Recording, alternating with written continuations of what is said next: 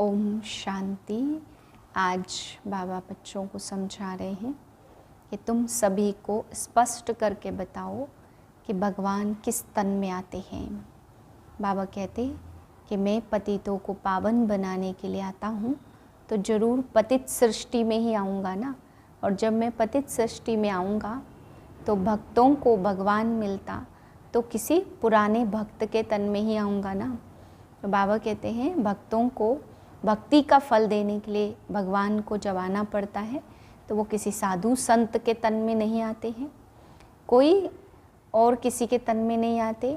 बाबा कहते हैं वो आते ही हैं बहुत पुराने भक्त गृहस्थी, जो अनेक जन्मों के अंतिम जन्म में साधारण तन में होते हैं, उस तन में आकर के मैं ज्ञान सुनाता हूँ। बाबा कहते हैं अगर मैं किसी साधु संतों में आऊँ तो फिर गृहस्थ जीवन का ज्ञान कैसे सुनाऊँ।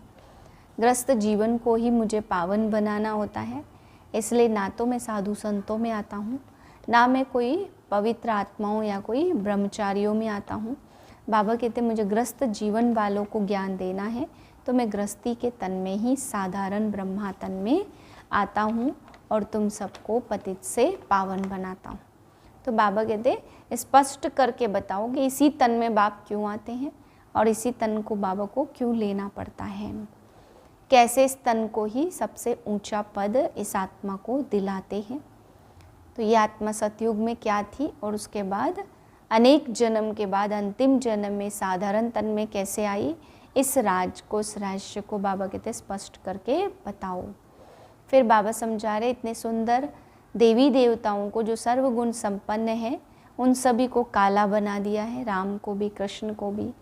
बाबा कहते हैं वे देवी देवताएं सतयुग से अनेक जन्म लेते लेते कलयुग में आ जाते हैं तो उनकी आत्माएं पतित बनती, इसलिए उनको तो काला बनाया, वह तो समझ में आता, परंतु मैं तो एवर हसीन हूँ, मैं तो सदा पावन बनाता हूँ और खुद भी एवर प्योर हूँ, तो मुझे क्यों काला बना दिया।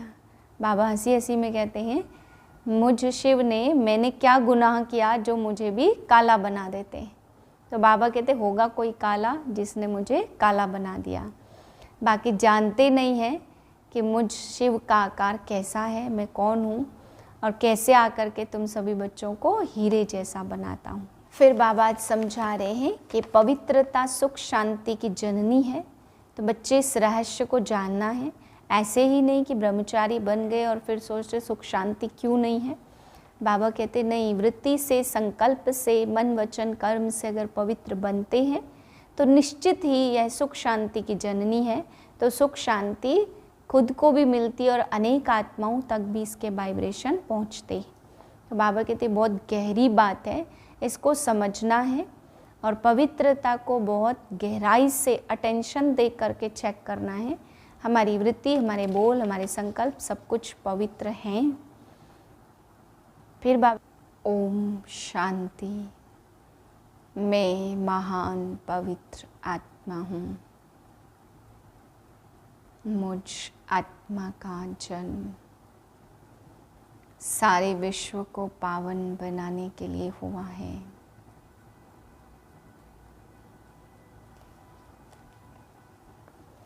बारह 6/2024 के महावाक्य हैं।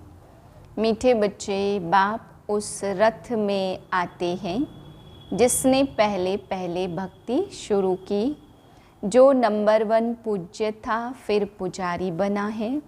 यह राज सबको स्पष्ट करके सुनाओ।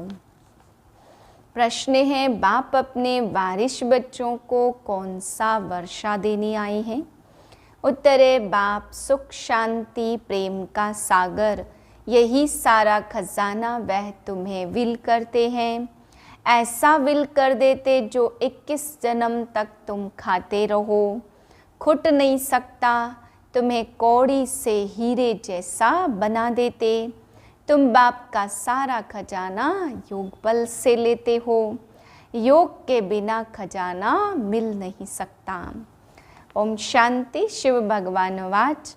अब शिव भगवान निराकार को तो सभी मानते हैं, एक ही निराकार शिव है जिसकी सब पूजा करते हैं। बाकी जो भी देहधारी हैं उनका साकार रूप है। पहले पहले आत्मा निराकार थी, फिर साकार बनी। साकार बनती है, शरीर में प्रवेश करती है, तब उनका पार्ट चलता है। मूल वतन में तो कोई पार्ट है नहीं। जैसे एक्टर्स घर में हैं तो नाटक में पार्ट नहीं, स्टेज पर आने से ही पार्ट बजाते हैं। आत्माएं भी यहाँ आकर शरीर द्वारा पार्ट बजाती है। पार्ट पर ही सारा मदार है। आत्मा में तो कोई फर्क नहीं है। जैसे तुम बच्चों की आत्मा है, वैसे इनकी भी आत्मा है। बाप परम आत्मा क्या करते हैं, उनका ऑक्यूपेशन क्या है, वो जानना है। कोई प्रेसिडेंट है, राजा है, यह आत्मा का ऑक्यूपेशन है ना। यह है पवित्र देवताएं, इसलिए उनको पूजा जाता। अभी तुम समझते हो, यह पढ़ाई लक्ष्मी नारायण पढ़कर विश्व के मालिक बने हैं। किसने बनाया? परम आत्मा ने। तुम आत्माएं भी पढ़ाती हो। बड़ाई यह है जो बाप आकर तुम बच्चों को पढ़ाते हैं और राजयोग भी सिखलाते हैं। कितना सहज है, इसको कहा जाता है राजयोग। बाप को याद करने से हम सतो प्रधान बन जाते हैं। बाप तो है ही सतो प्रधान, उनकी कितनी महिमा गाते हैं। भक्ति मार्ग में कितना फल दूध आदि चढ़ाते हैं। देवताओं ने राज्य किया, समझ कुछ भी नहीं है।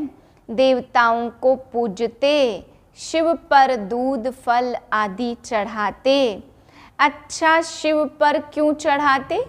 उसने क्या कर्तव्य किया जो इतना पूजते हो? देवताओं का तो फिर भी मालूम है, वह है स्वर्ग के मालिक। उन्हों को किसने बनाया यह भी पता नहीं है। पूजा भी करते, परंतु ख्याल में यह नहीं है कि शिव ही भगवान है। भगवान ने इन्हों को ऐसा बनाया, कितनी भक्ति करते हैं, है सब अनजान।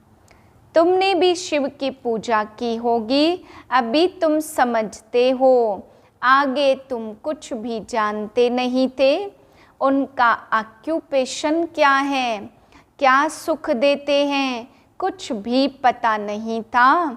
क्या यह देवताएं सुख देते हैं? भल राजा रानी प्रजा को सुख देते, परंतु उन्हों को तो शिव बाबा ने ऐसा बनाया। बलिहारी उनकी है, यह तो सिर्फ राजा ही करते हैं, प्रजा भी बन जाती है। बाकी यह कोई का कल्याण नहीं करते।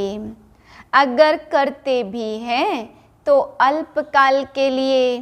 अभी तुम बच्चों को बाप बैठ पढ़ाते हैं, उनको कहा जाता है कल्याणकारी।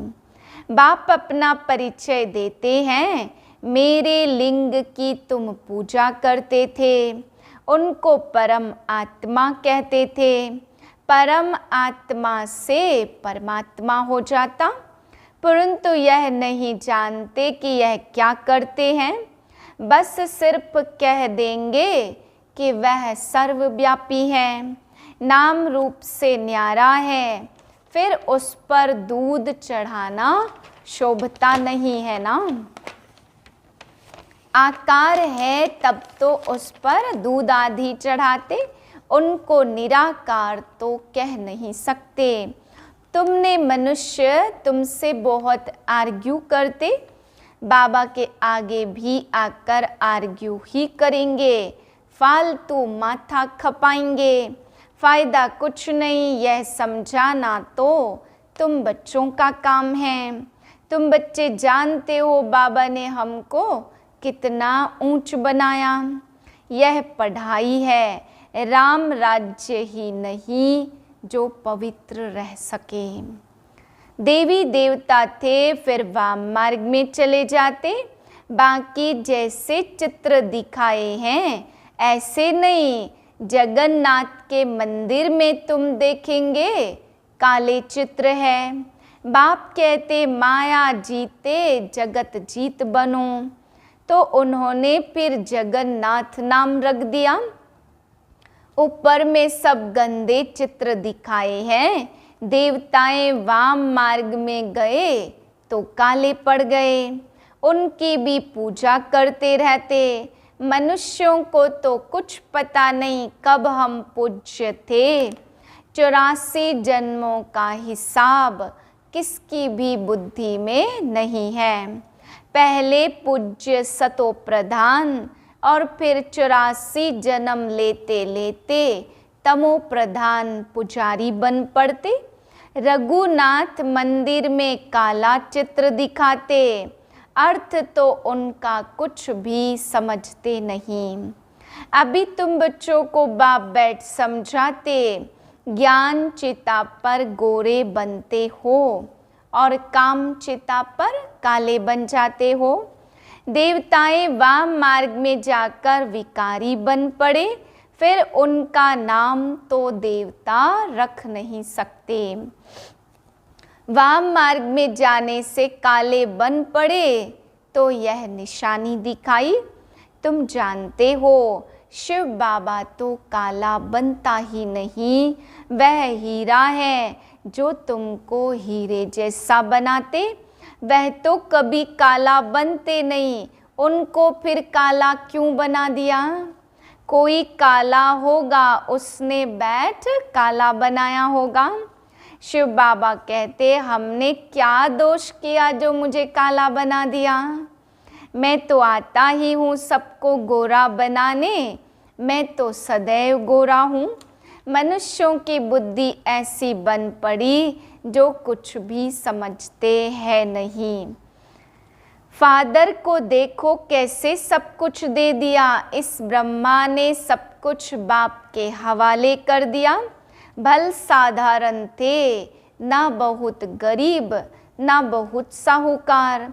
बाबा बीबी कहते तुम्हारा खान पान बीच का साधारण होना चाहिए, ना बहुत ऊंच ना बहुत कम।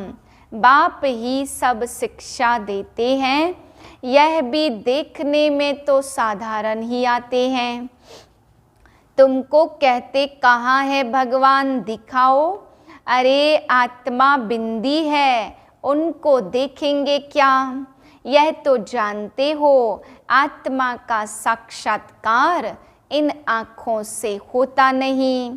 तुम कहते हो भगवान पढ़ाते हैं तो जरूर कोई शरीरधारी होगा। निराकार कैसे पढ़ाएंगे? मनुष्यों को तो कुछ भी पता है नहीं। जैसे तुम आत्मा हो, शरीर द्वारा पार्ट बजाते हो, आत्मा ही पार्ट बजाती है, आत्मा ही बोलती है शरीर द्वारा। तो आत्मा वाच, परंतु आत्मा वाच शोभता नहीं है। आत्मा तो वानप्रस्थ वाणी से परे है, वाच तो शरीर से ही करेगी ना। वाणी से परे सिर्फ आत्मा ही रह जाती। वाणी में आना है तो शरीर भी जरूर चाहिए। बाप भी ज्ञान का सागर है तो जरूर किसके शरीर का आधार लेगा ना। उनको रथ कहा जाता, नहीं तो वह सुनाए कैसे? आएगा तो जरूर मनुष्य में ही। किस मनुष्य में आए कोई को पता नहीं है सिवाय तुम्हारे। रचयिता खुद भी बैठ अपना परिचय देते, मैं कैसे और किस रथ में आता हूँ। बच्चे तो जानते कि बाप का रथ कौन सा है। मनुष्य मुझे हुए हैं, किस किस रथ का बना देते। जानवर आदि में तो आ न सके। बाप कहते मैं किस मनुष्य में आऊं? यह तो समझ नहीं सकते। आना भी भारत में ही होता। भारतवासियों में भी किसके तन में आऊं? क्या प्रेसिडेंट व साधु महात्मा के रथ में आएगा? ऐसे भी नहीं कि पवित्र रथ में आना है, यह तो है ही रावण राज्य। गायन भी है दूर देश का रहने वाला। यह बच्चों को भी पता है, भारत है अविनाशी खंड।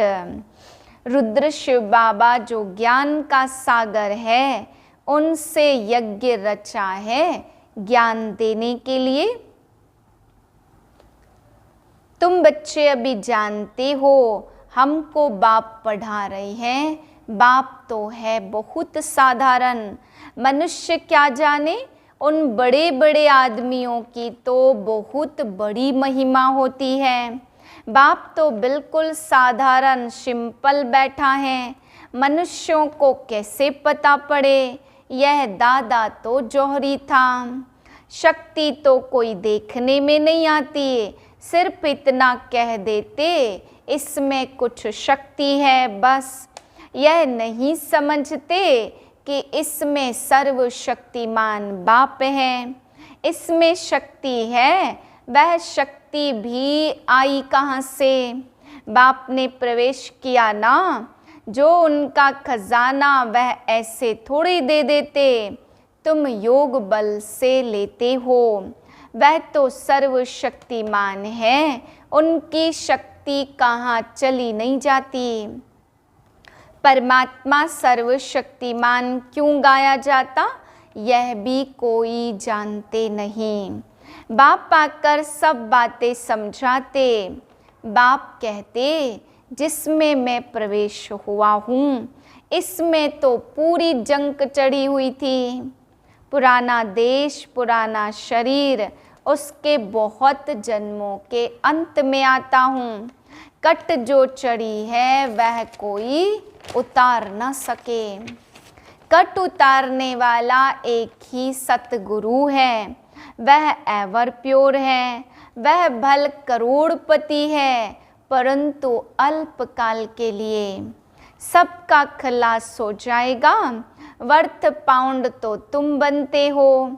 अभी तुम भी स्टूडेंट हो, यह भी स्टूडेंट है, यह भी बहुत जन्मों के अंत में है। कट चढ़ी हुई है, जो बहुत अच्छा पढ़ते उसमें ही कट चढ़ी है, वही सबसे पतित बनते हैं। वह कभी उल्टा नहीं बतलाते, क्योंकि बाप है ट्रुथ। यह सब बातें मनुष्य कोई समझ ना सके। तुम बच्चों बिगर मनुष्यों को कैसे पता पड़े? अच्छा मीठे मीठे सिकिलदे बच्चों प्रति माता पिता बाप दादा का याद प्यार। Good morning. रूहानी बाप की रूहानी बच्चों को नमस्ते। हम रूहानी बच्चों के रूहानी बाप को नमस्ते। धारणा के लिए है मुख्य सार। ऊंच पद पाने के लिए पूरा फॉलो फादर करना है। सब कुछ बाप हवाले कर ट्रस्टी होकर संभालना है। पूरा वारी जाना है। खान पान रहन सहन बीच का साधारण रखना है, ना बहुत ऊंच ना बहुत नीच। बाप ने जो सुख शांति का खजाना विल किया है, उसे दूसरों को भी देना है, कल्याणकारी बनना है। वरदान है पवित्रता की गुह्यता को जान सुख शांति संपन्न बनने वाली महान आत्मा भव। पवित्रता के शक्ति की महानता को जान, पवित्र अर्थात पूज्य देव आत्माएं अभी से बनो। ऐसे नहीं कि अंत में बन जाएंगे, यह बहुत समय की जमा की हुई शक्ति अंत में काम आएगी। पवित्र बनना कोई साधारण बात नहीं है। ब्रह्मचारी रहते पवित्र बन गए हैं, लेकिन पवित्रता जननी है। चाहे संकल्प से, चाहे वृत्ति से, वायुमंडल से, वाणी से, संपर्क से सुख शांति की जननी बनना, इसको कहते महान आत्मा। स्लोगन है, ऊंची स्थिति में स्थित हो, सर्व आत्माओं को रहम की दृष्टि दो, वाइब्रेशन फैलाओ। ओम शांति।